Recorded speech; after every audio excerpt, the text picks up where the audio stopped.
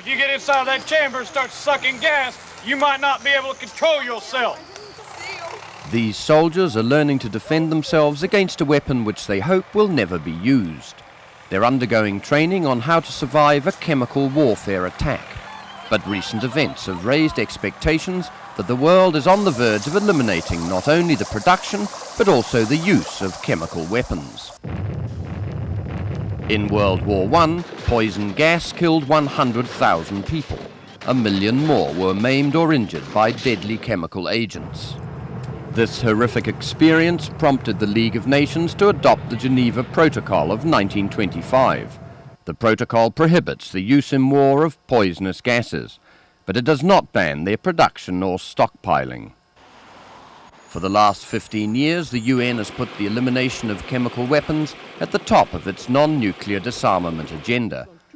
However, the Geneva-based UN Conference on Disarmament has encountered difficulties with verification provisions. The United Nations Chief for Disarmament Affairs, Yasushi Akashi, explains the verification problem. But you cannot possibly inspect all the time all these plants.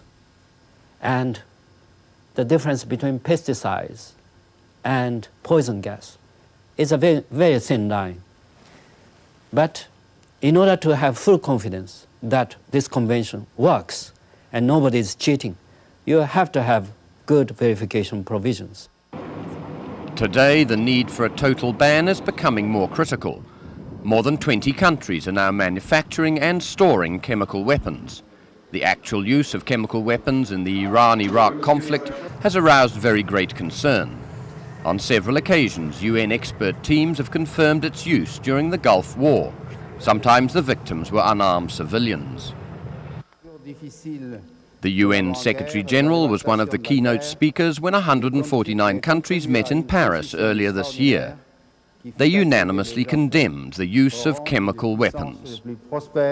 The Paris conference, with 149 countries participating, and in most cases at the level of foreign ministers, has immensely contributed to great political awareness of the urgent need for chemical weapons convention.